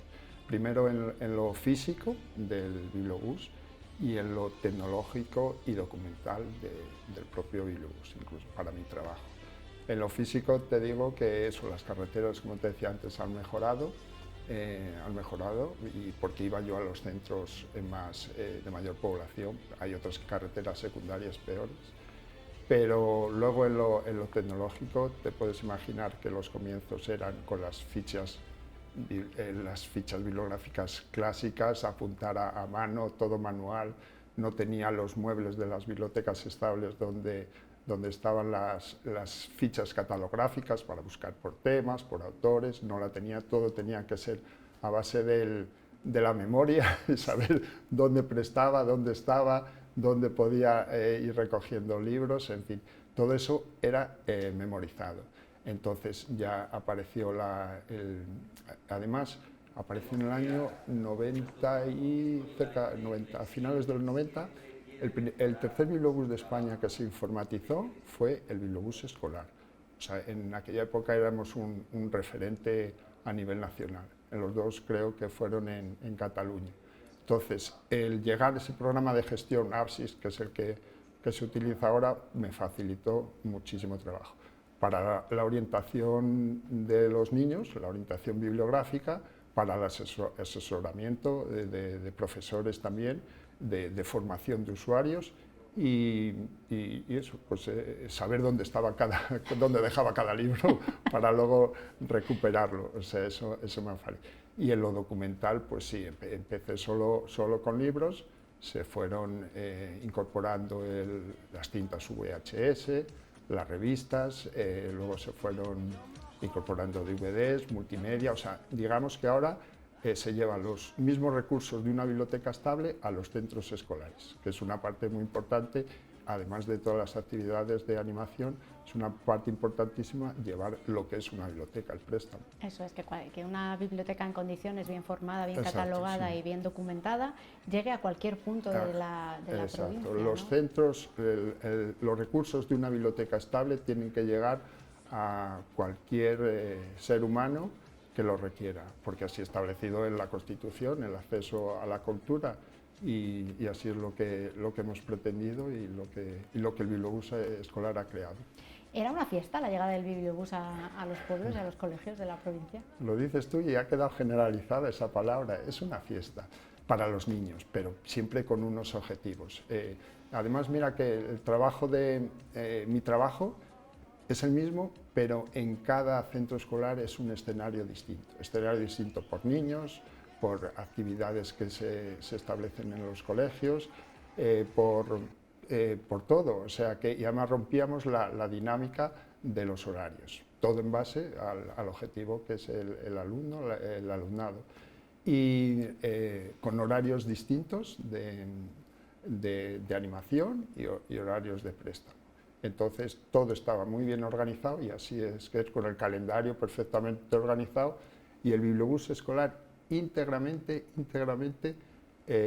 dentro del proyecto curricular del centro. O sea que eso eso es lo que ha llevado al éxito de este formato de bibliobús escolar.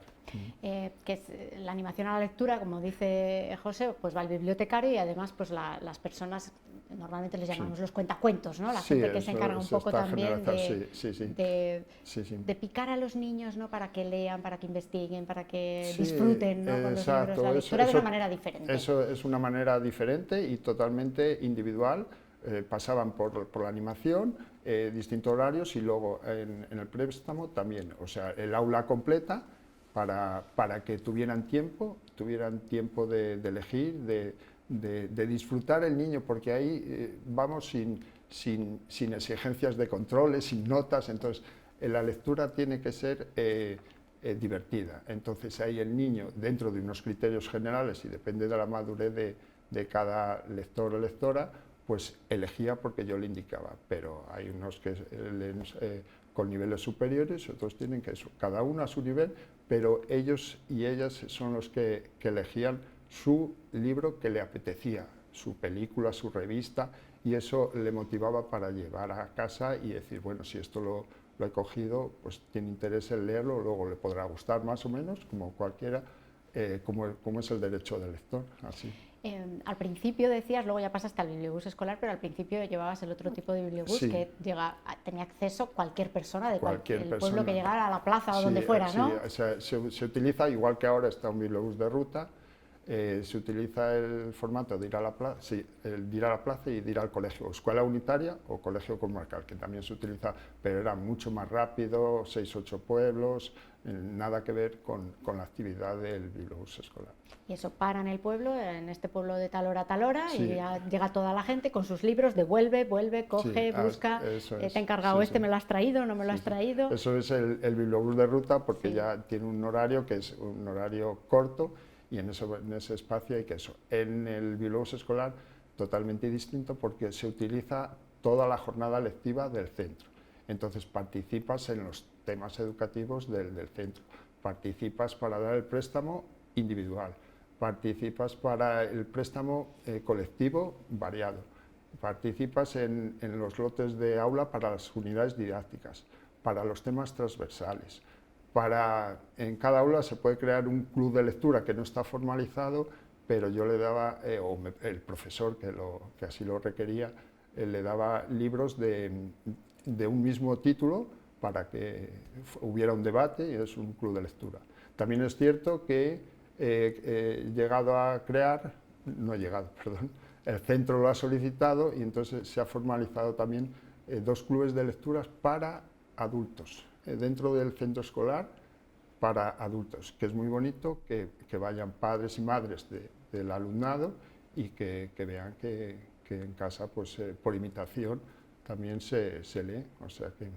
¿Y cómo de importante es un recurso así, de un bibliobús que llega a un colegio una vez cada X semanas, porque va luego por un turno rotatorio, en centros que a lo mejor también cuentan con su propia biblioteca?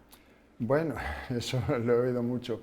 Mira, para empezar, la biblioteca escolar que está bien, no lleva todas las novedades del propio bibliobús escolar, es que estamos actualizados dentro del presupuesto que requiere cada año, pero una biblioteca escolar no es. El bibliobús escolar es un apoyo, es una colaboración para el profesorado y para el alumnado. Los libros están ahí, pero poco. Luego también hay una parte importante que el tema profesional. Hay profesores que les gusta, que están preparados y que tienen tiempo para dedicarse, pero no existe la figura del bibliotecario profesor. Entonces hay bibliotecas que están como están, que necesitan más, y es más, requerían mi asesoramiento para indicarles cualquier cosa, aunque son programas distintos, que es el ABIES, el mío es el APSIS, pero bueno, se podía intuir algo y luego pues el ordenar o el llegar a catalogar, o sea que es eso, no está la figura creada como bibliotecario profesor a tiempo completo, Entonces, algunos tienen unas horitas, pero a veces esas horas las emplean para otras cosas que son, bueno, que le requiere el tiempo de tutorías y demás. O sea que es eso, un poquito de apoyo y colaboración. ¿Leen los niños más o menos que antes? Más o menos que cuando empezaste en el año 83. A ver, en primaria leen mucho. Primero, bajan todos, cogen todos, luego unos les gustarán, otros. Luego el paso ahora a secundaria, ahí es el tema complicado y lo difícil. Yo lo entiendo por una, porque han salido otros formatos, de otros soportes, y lo entiendo. Y los justifico en cierta manera de que a ver, más exigencia académica. Son más autónomos para salir. Las pantallas les ocupa más tiempo. Le quitan mucha atención. Las pantallas. Entonces, todo eso es a restar. Pero sí te puedo decir que los pozos que han dejado en primaria los recuperan. Y a la vista está de que yo por la calle luego me los veo y entonces han recuperado esa lectura y me comentan pues cualquier detalle que hubiera pasado por el bibliobús y le haya surgido para seguir leyendo. O sea que a un niño al que le pica el gusanillo de pequeño, sí. es probable que tenga ese gusanillo ya de la lectura para toda la vida. Para toda la vida. Sí, además ha habido casos muy curiosos que es una semillita que les proyecta para algo, para su vida profesional, para su vida personal. Es algo. Lo último ha sido, que también fue una sorpresa, pero hace unos meses, en Salamanca, que me quería agradecer porque yo, sin querer en ese momento también, el asesorar es como una prescripción de decir, tienes que conocer a un niño, a una niña, para saber sus gustos, que decir, puedes decir un título, pero no sabes a quién puede ir dirigido. Pero cuando conoces o te cuenta alguna cosa, pues recuerda que yo le recomendé un libro que, lo puedo decir ahora, es como un espejismo, está en Salamanca, y me buscó para agradecerme, porque en su vida personal lo ha llevado siempre, y ese siempre, porque fue una historia de enamoramientos en un pueblo, de gente turista que venía y prepotente, y eso fue su vida y eso fue el abrir los ojos para ella. Y bueno, ha quedado en un podcast el agradecimiento de Salamanca. O sea que siempre queda algo ahí, queda algo que sin saber por qué, pues te llevas una sorpresa. Decías antes que al principio, cuando empezaste, no había un sistema para documentar todos los préstamos que se hacían, lo hacías todo de memoria. Sí, bueno, hasta donde llegaba, claro. Pero ¿Cuánto queda en tu memoria de todo lo que ha pasado? ¿Cuántos nombres de niños, cuántos nombres de libros, cuántas historias relacionadas guardas ahí? Mucho. Ahora? Mira, además, el tema profesional ha traspasado a lo personal. Quiero decir que conservas ahora amistades que luego te llevas encontrando y que tienes un seguimiento a nivel de alumnado y a nivel de profesorado. O sea, es que ya te digo, me ha dado lo inimaginable. Entonces, pues, y luego otras cosas que no has tenido el seguimiento, pues te los encuentras en el trabajo y siempre hay un detalle que le recuerda esa parte que ha ido por el bibliobús. ¿Qué lees, José? Yo leo de todo. Además, estoy en un club de lectura. ¿Ah, sí? Sí, o sea que ¿Pero diriges el club de lectura, no? Bueno, ¿Estás como participante? No, estoy como participante. Ayudé a crearlo, o sea, lo formalicé, como te he dicho, en esos dos centros, y estoy como participante, o sea que leo. ¿Y lees lo que te mandan en el club de lectura? Bueno, pero lo que hablamos, sí. Lo último que he leído, que ahora ha sido un manga, que hacía que no el almanaque de mi padre, y luego pues leo cualquier cosa. Sí me gusta un poquito mezclar esos libros que mezclan la parte histórica, la parte emocional y la parte de valores. Me gustan esas clases de libros. Tienes medio minuto para recomendarme un libro para este verano. El mío, claro, depende, no te conozco lo que te he dicho antes, pero si es el mío favorito, es la historia del Rey Transparente, de Rosa Montero. Ahí está el valor de una mujer. La historia del Rey Transparente, de Rosa Montero. pues ya saben, recomendación para leer este verano. José Crespo tiene experiencia en recomendar, así que seguro que acierta. Disfruta de la jubilación. Vale, muchas gracias. De verdad, muchísimas gracias por todo. Bueno, pues muy bien, agradecido por todo este detalle y nada, pues lo que haya podido aportar, pues así me voy con la tranquilidad. Agradecidos nosotros de que hayas aportado tanto a tantos niños de la provincia. Bueno, gracias. Bueno, pues. Y ahora vamos a hacer una última pausa, volvemos con la última parte del programa que llega con otra recomendación para este verano, muy distinta, ahora verán.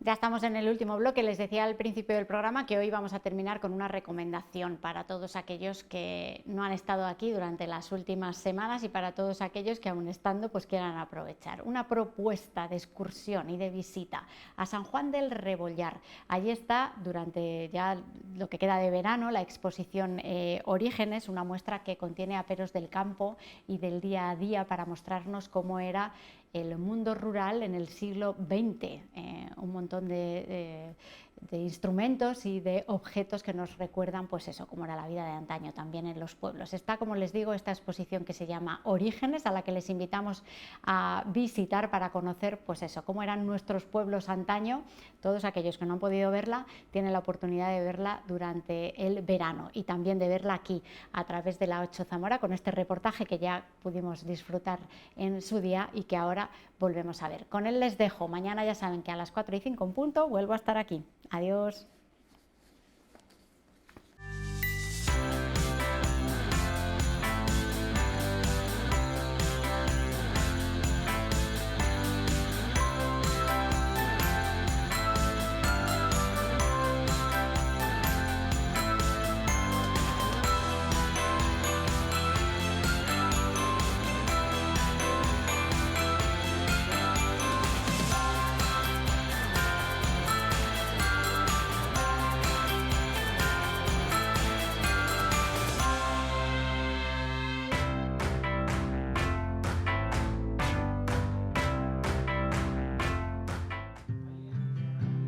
Es echar un vistazo a cómo se hacían las cosas en el pasado, pero no en cualquier lugar, sino en el medio rural. San Vitero, concretamente su localidad aneja, San Juan del Rebollar, decidió que era momento para juntar en una misma exposición diferentes objetos que llenan de recuerdos nuestros pueblos. Es una mirada cariñosa al pasado. Sí, una mirada, un recuerdo para no olvidar esos tiempos pasados que tanto hicieron sufrir a nuestros abuelos y a nuestras abuelas para sacar sus familias adelante. Y bueno, es un poco un homenaje hacia ellos por todo lo que consiguieron hacer con tan poco, con una azada. Ahora tenemos tractores y segar está muy bien, pero antes pues es un poco poner en valor y recordar todo aquello, todos aquellos trabajos que se hacían con el cuerpo y con las manos. Por aquel entonces las familias eran de cinco hijos en adelante y ahora ninguno o uno como mucho. Ahora es un trabajo distinto, no tiene nada que ver, pero bueno, sí que es un poco un homenaje a ellos, un recuerdo. Y bueno, con toda la exposición que tenemos, pues intentar que la gente lo vea, que la gente que venga aquí, que no se olvide de ese esfuerzo y de ese trabajo que ellos consiguieron. Lo que hay en estas paredes viene sobre todo de la provincia de León, pero lo cierto es que todo exactamente está con una comarca como la de Aliste. Vamos a conocer cómo surge la idea a la hora de realizar esta exposición. Nosotros hacemos la feria bianual aquí de artes y oficios y a fin de cuentas la exposición pues no deja de ser una exposición de oficios porque te mueves por las diferentes zonas y en cada zona tiene su oficio, su arte, su labranza y bueno, nace un poco por ahí. Nos pusimos en contacto a través de la Feria del Burro de San Vitero, la Fundación Los Oteros de León se puso en contacto con nosotros que tenía pues esto de ellos mismos y de un par de personas que se las habían cedido y pues empezamos a hablar y ha salido todo esto. Pero una idea es una idea, luego toca ejecutarla y ahí está la parte más laboriosa, adaptar el espacio, buscar los objetos y otros trámites burocráticos.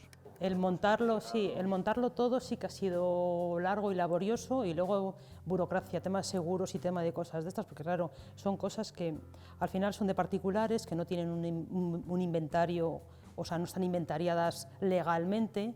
Y luego lo que más nos ha costado prácticamente ha sido el asegurar la exposición. Luego ello ya venía todo montado con la fundación la tenía ya montada en otro sitio y ha sido trasladarla de allí a aquí. A nosotros ya prácticamente nos lo han dado hecho.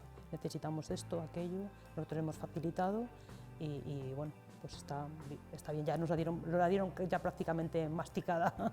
Lo cierto es que les ha merecido la pena por la sonrisa de los habitantes de la zona y de fuera, que han visto con curiosidad y sobre todo con nostalgia cómo era la vida de antes en los pueblos. Lleva poquito, sí, yo creo que llevamos a lo mejor 150 visitas o así en 4 días que llevamos abiertos, bien. Todavía hay que definir un poco más los horarios, se están poniendo horarios un poco a la demanda, porque claro, estás aquí, al final somos voluntarios que estamos aquí y estás aquí pasando una tarde con el día que hace hoy, por ejemplo, que te apetece pasear, pues un poquito así, pero bien, la gente está sorprendida porque se piensa que es algo más minúsculo, algo más pequeñito y de repente llegan y se encuentran el túnel este que tiene varios pasadizos y todo el mundo se queda sorprendido. No pensé que fuera a ser así, pensé que era una mesa con 4 aperos. Y luego muchas de las cosas que tenemos expuestas son cosas que son muy parecidas, pero que no son de aquí, de la zona, no se han visto. Y a la gente pues sí que le choca. Y sí que mucha gente tarda a lo mejor 40 minutitos en verla toda, porque al final paras, miras, alguno toca, que hay carteles de no tocar, algunos siempre tienen los ojos en las manos, pero sí, 40 minutos sí que tarda la gente, media hora, 40 minutos sí que tarda la gente en verla, porque al final pues tienes tres pasillos y hay cosas a ambos lados y bueno, te lleva su tiempo y bueno, te remonta, a mucha gente le remonta a sus tiempos jóvenes y bueno, una señora el primer día lloraba porque sí, decía que era una vida muy dura la que había vivido y que recordarlo como que estaba bien, dijo, está bien para que no volváis los jóvenes a lo de atrás, pero bueno, bien, contentos de momento. Vamos a empezar nuestro periplo por el mundo de la educación, con todos los buenos momentos y malos que evocan estos objetos con los que convivían desde parvulitos. A la escuela, sí, los pupitres, los famosos pupitres, los mapas y bueno, pues bien, a todo el mundo le recuerda a la maestra o al maestro ahí, pero bueno, sí, es algo de lo que a todo el mundo le choca la escuela.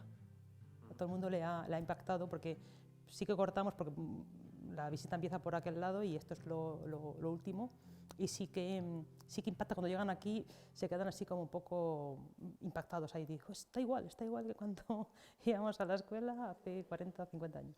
Es solo un pequeño ejemplo de cómo era la vida en los pueblos. El objetivo de esta exposición es explicarlo. Viene esto un poco a traernos los recuerdos de nuestro pasado, de hace muchos años, de cuando nuestra infancia, que por cierto era pobre, pero éramos muy felices, disfrutábamos con estas cositas, y entonces todo esto nos suena a aquellos años, ya de muchos años esto sí, al tiempo del que estaba arado de madera y todas estas cosas, los trillos y todo, viene a rememorar un poco el tiempo de entonces. Y retomamos el tour hablando de los útiles de afilar, coser, incluso el calzado. Tenemos la bota de piel, que se utilizaba mucho aquí cuando era la segada, y luego también tenemos ahí los pellejos de vino o de agua, y después tenemos aquí el esmeril de manual también, que íbamos accionado con el pie para afilar, porque entonces no había motores eléctricos, entonces esto. Y esto es la piedra del afilador que venía mucho aquí por los pueblos con el silbato. Entonces aquí la gente salía a afilar las tijeras, salía también a afilar las cuchillas de cuando se esquilaban las ovejas, que por ahí hay algunas, que las iremos viendo también. Bueno, hay unas ahí. Entonces era muy valioso todo esto en aquellos años, no había otra cosa, había mucha pobreza en aquellos años, sí. Y de por aquí, bueno, está la máquina, la Singer esta, es bastante antigua, que había muy pocas, de estas había muy pocas también, sí. Y luego está aquí lo del zapatero,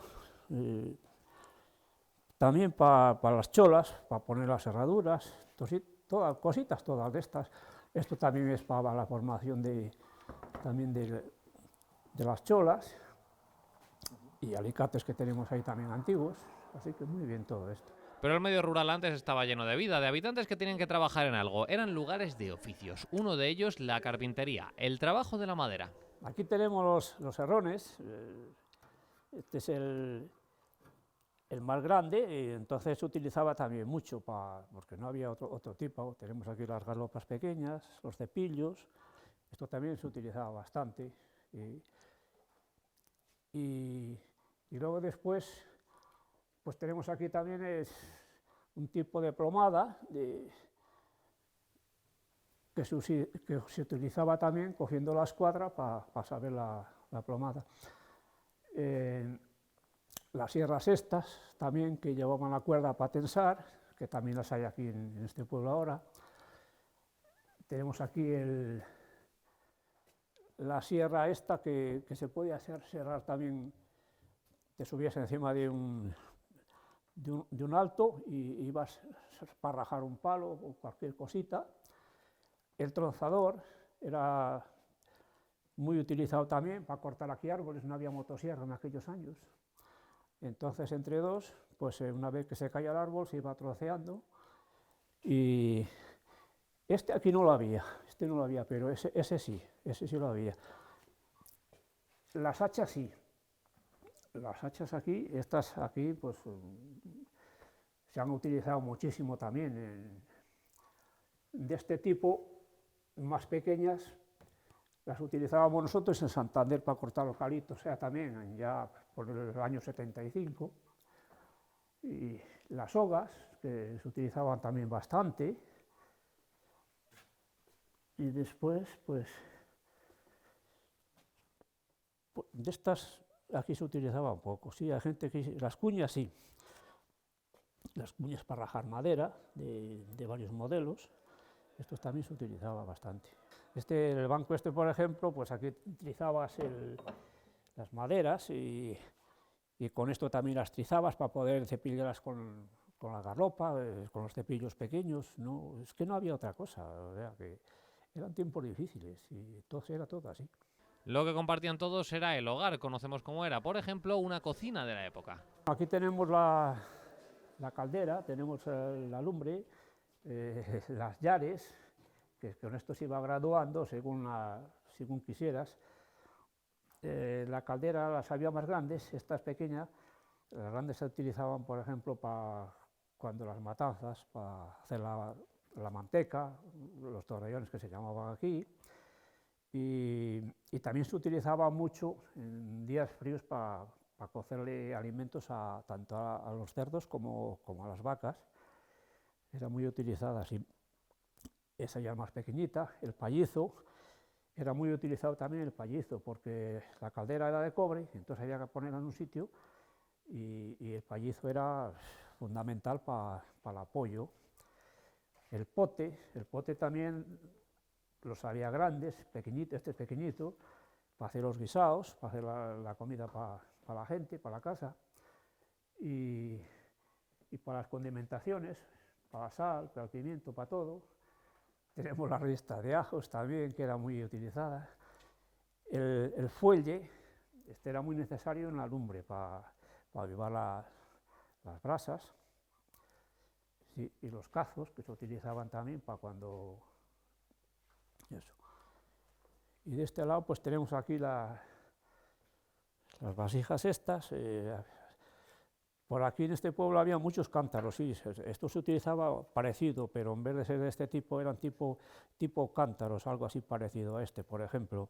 No había agua corriente en las casas, entonces había que ir con el cántaro a las fuentes. Había 2 o 3 o 4 en el pueblo, y había que ir con los cántaros, con los famosos cántaros. Pero para cocinar había que conseguir los alimentos. La caza y la pesca eran 2 actividades fundamentales en estos tiempos.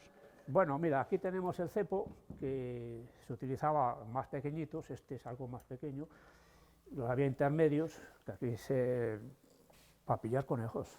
La gente los robaba muchas veces y cogía algún conejo para hacerles la cena para los hijos.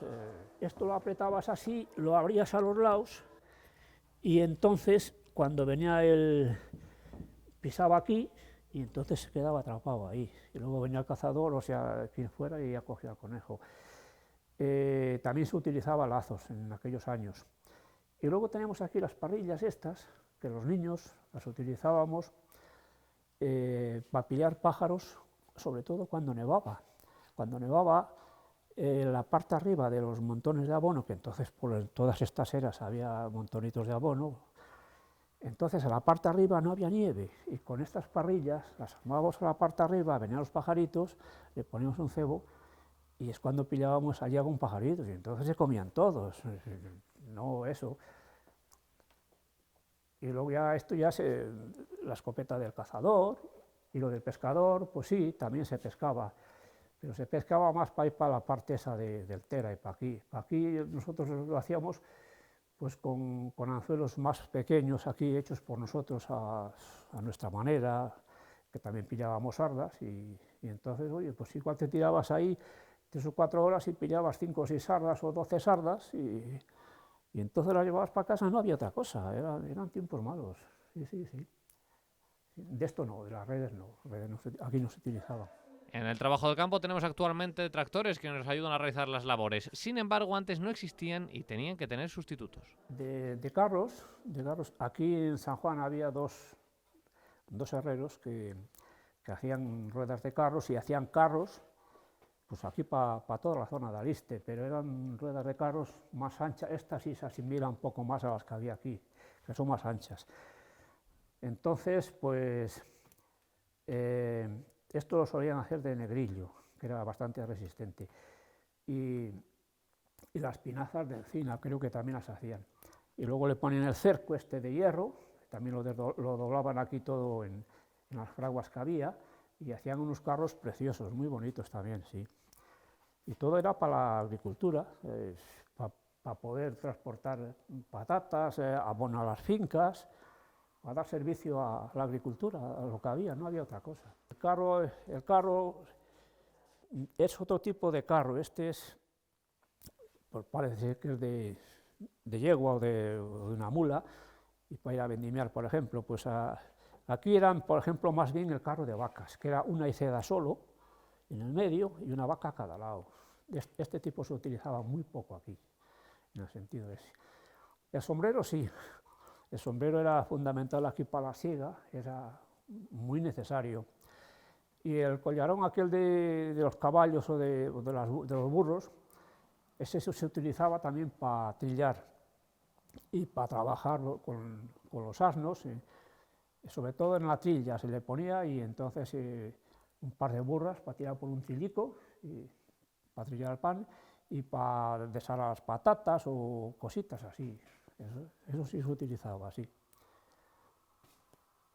Y esto lo utilizaba el mazo, lo utilizaban mucho los carpinteros en carpintería.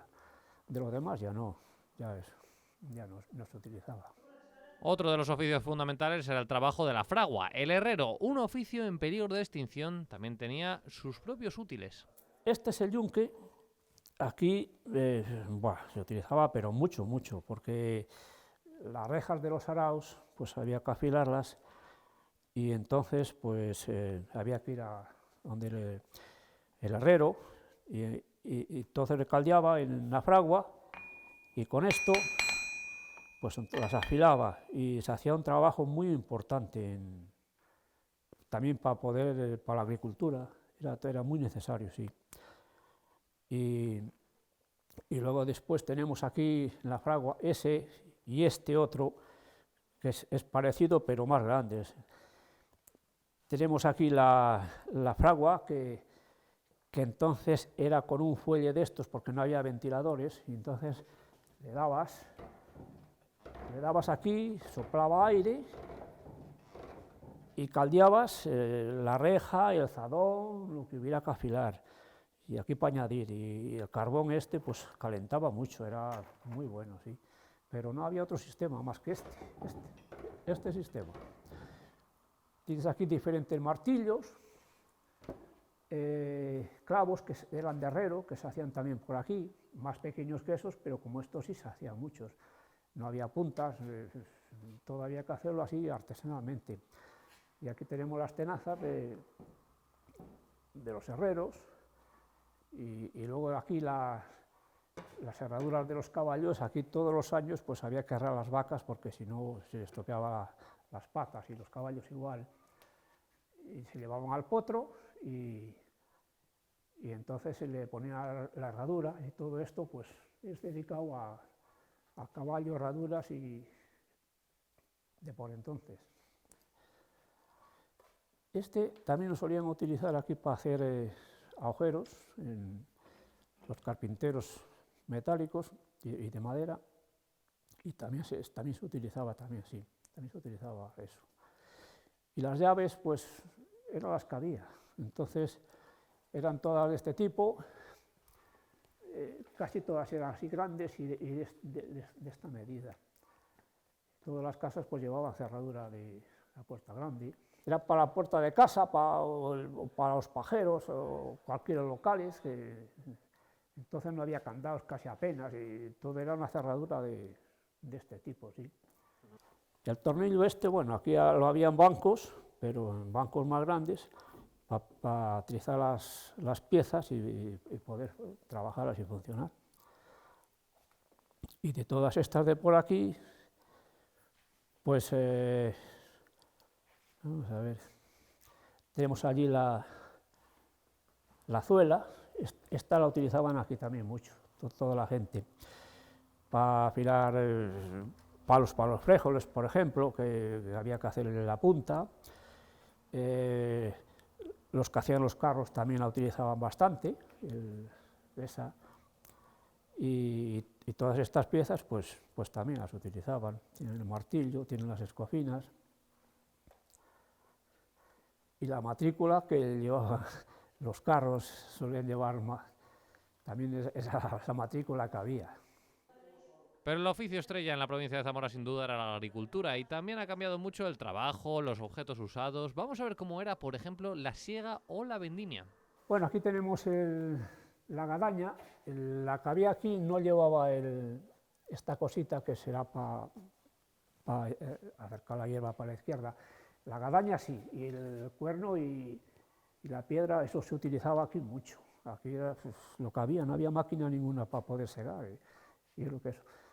Y los escriños también se utilizaba. Yo tenía una buena en San Vicente en la cabeza que los tenía, y en los escriños estos pues guardaban ropa y enseres y cosas. No había baúles, apenas había pocos. Aquí tenemos ya de otras categorías. Tenemos aquí también las cubas que para hacer el vino, entonces había que repletarlas, había que ponerlas en agua antes de eso, varios días antes, y luego ya se repletaban. Y nada, y por la espita iba sacando ya vino cuando eso, y es lo que había, las cubas.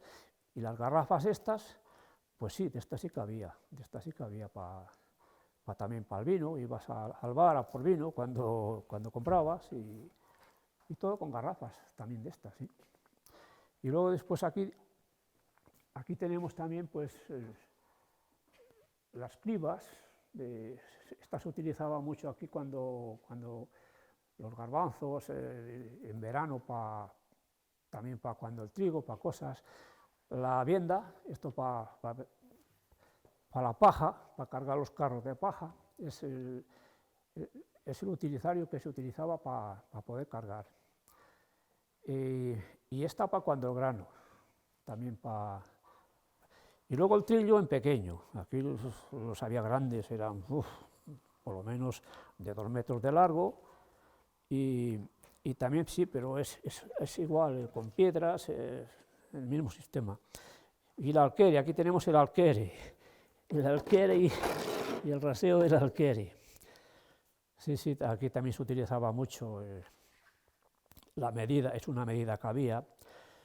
Por ejemplo, al señor cura, pues había que darle un alquero o 2, por lo que sea, y entonces pues venía a pedir todos los años y le dabas el alquere y le pasabas el rasero y ya estaba.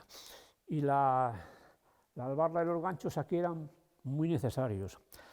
Había que ir con la burra, poner la albarda, poner los ganchos, y aquí traías los feijes de comida para las vacas, para la burra, o las berzas para los cuchinos. Era el pan esto de cada día, las cositas estas. La tornadera esta también se utilizaba mucho en verano, aquí se utilizaba mucho, sí. Y esto, el mayal, este se utiliza en vez de coger y poner un trillo como hacían muchos y para quitar las espigas al centeno para cuando se chamuscaban los cuchinos, pues con la mayalesa tendías varios manojos y con el mayal ese ibas mallando, y entonces era una forma de hacerlo. Mi padre era de San Vicente y también lo tenía, el barato. Este no se utilizaba. Este sí. Este lo utilizaban para llevar vino a la segada. Lo metían en fuentes para que estuviera fresquito y el barril este hacía un vino muy bueno, este sí. Y los botijos ese también se utilizaba mucho. Era higiénico porque bebías y entonces pues a chorro. Y las cencerras estas eran muy útiles también en la ganadería, las ovejas, las vacas, casi todas llevaban alguna para saber dónde, por el sonido de la cencerra sabías dónde tenían las vacas. Era muy necesario. Aquí en verano se juntaban todas en el sextil que le llamábamos, y cuando ibas a buscarlas para venir a trillar, pues por el sonido sabías dónde estaban, las identificabas. Eran muy útiles, sí, eso. Y esto en las cocinas también se utilizaba mucho, como cantareras y para poner ajuares, cosas, era muy necesario. Si no había armarios, hasta que vino la cosa moderna, aquí se utilizó mucho. Y los banquetos estos pequeños, pues también se hacían aquí, preseveras para el ganado, para las ovejas, para lo que hiciera falta. No había otra cosa, ¿no? Y aquí la capa también era muy necesaria también, aquí se usaba mucho para ir con las ovejas, para ir con las vacas, para andar por la calle cuando eso, apenas había paraguas, había pocos, y era una forma que además te abrigaba y que se llevaba, y hoy día se usa para otras cosas, pero estaba también muy bien, sí. Y la famosa callata, la que llevaban los pastores, esta también era muy necesaria también, sí. No todo era trabajo, también estaba lo lúdico, los juguetes de la época. Lo cierto es que esta exposición evoca a los visitantes recuerdos de un pasado que, como hemos visto, es muy distinto a lo que tenemos en el día de hoy.